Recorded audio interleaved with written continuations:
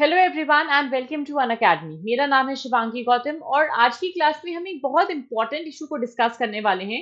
6G technology को related क्या क्या रीसेंट डेवलपमेंट्स हुए हैं, किस तरीके से इससे रिलेटेड प्रपोजिशंस को बनाया जा रहा है।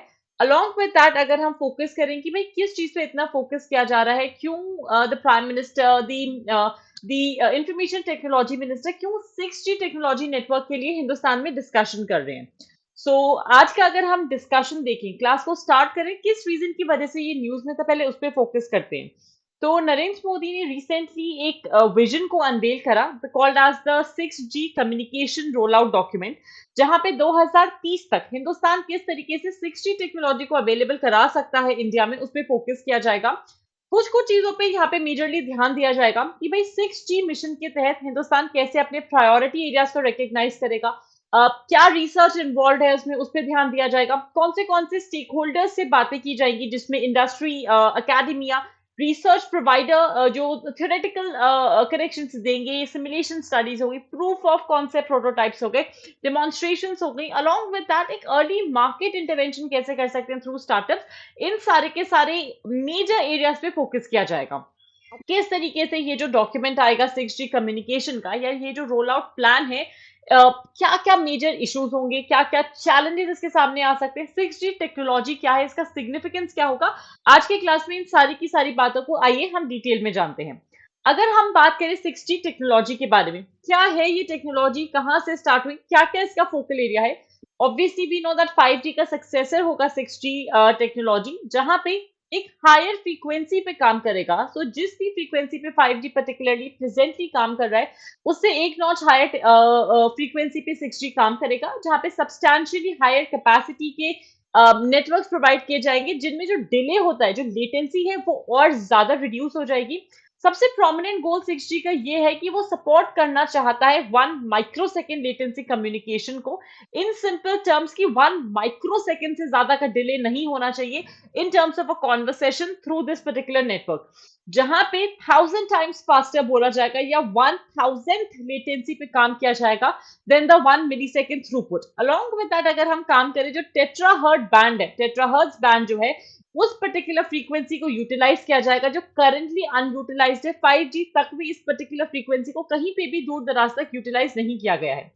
अगर हम 6G का एवोल्यूशन देखें कि भाई 6G तक पहुंचने के लिए कहां से स्टोरी स्टार्ट हुई, it all started from 1980s when Rajiv Gandhi was there, when he was present and he was working with Indira Gandhi. उस टाइम 1980s के दौरान बहुत प्रोमिनेंस आया, रादर इंदिरा गांधी की डेथ के बाद जब राजीव गांधी प्राइम मिनिस्टर बने, तो उन्होंने कम्युनिकेशंस पे, उन्होंने कंप्यूटर सर्विसेज, आईटी सर्विसेज पे बहुत काम करा। तो उस टाइम पे वॉइस कॉल जो होते थे 1980 में 1G होते थे, कोई सिक्योरिटी नहीं थी, कोई प्रिवेसी की गारंटी नहीं थी। जब 1990 में एसएमएस आए, 2G आने लगा, बहुत से लीगल डिवाइसेस आए, लेकिन इसी के साथ साथ कहीं ना किसी फॉर्म में वन वे ऑथेंटिकेशन मिला।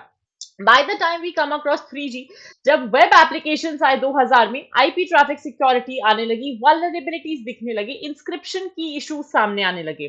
Comes the year 2010, mobile applications आने लगे, जहां पे मैक लेयर वल्नरेबिलिटीज दिखने लगी, नए सर्विसेज से, नए डिवाइसेस से जो लॉगिन था उसका खतरा दिखने लगा। Comes the year 2020, IoT, smart city, VR, AR, जहां पे भी हम ऑगमेंटेड रियलिटी की बात करते हैं, वर्चुअल रियलिटी की बात करते हैं, वल्नरेबिलिटीज दिखने लगी, क्लाउड टेक्निक्स में ओपननेस दिखने लगी, बहुत सारे वीआर एआर नेटवर्क की।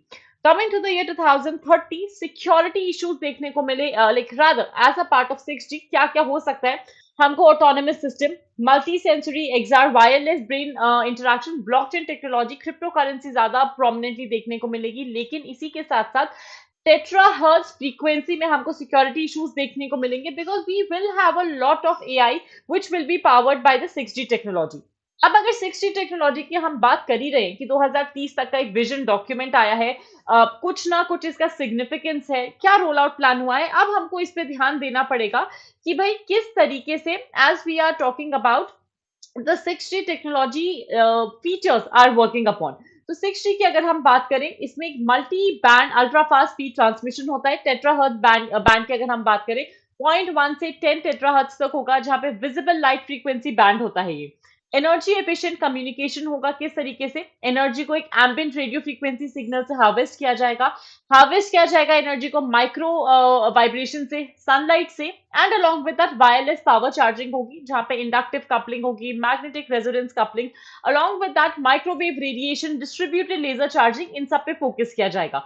आर्टिफिशियल इंटेलिजेंस का कंपोनेंट आएगा जहां पे ऑपरेशनल एनवायरमेंटल सर्विस इंटेलिजेंस आएगी, एंड एक हाई सिक्योरिटी सीक्रेसी और प्रिवेसी का सेंटर आएगा, wherein well integrated multi level security होगी जहां पे क्वांटम की डिस्ट्रीब्यूशन काम करेंगे via VLC, and blockchain technology को हम लोग हार्नेस करेंगे।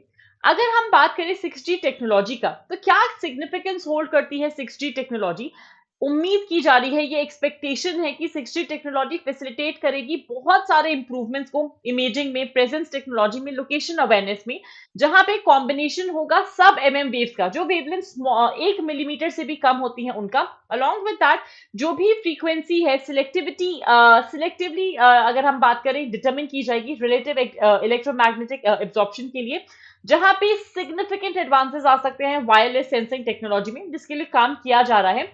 इमर्जेंस होगा simple easy to wear carry devices का, जिनकी डिजिटल कैपेबिलिटीज ह्यूज होंगी, along with that manifold utilization आएगा रेलवे, एयर, रोड नेटवर्क्स का, मास ट्रांसपोर्टेशन ज्यादा एफिशिएंट हो जाएगा, अलोंग विद दैट एआई और massive computer parallel computing architectures एक साथ काम करेंगे, जो ट्रांसपोर्टेशन के issues, rescheduling issues, research problems, इन सारे इश्यूज को बहुत इंपॉर्टेंट पोर्शन तक सॉल्व कर सकते हैं।